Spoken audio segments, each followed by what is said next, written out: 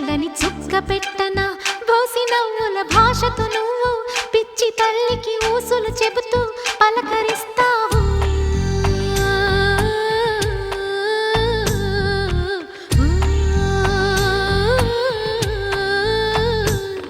గోపా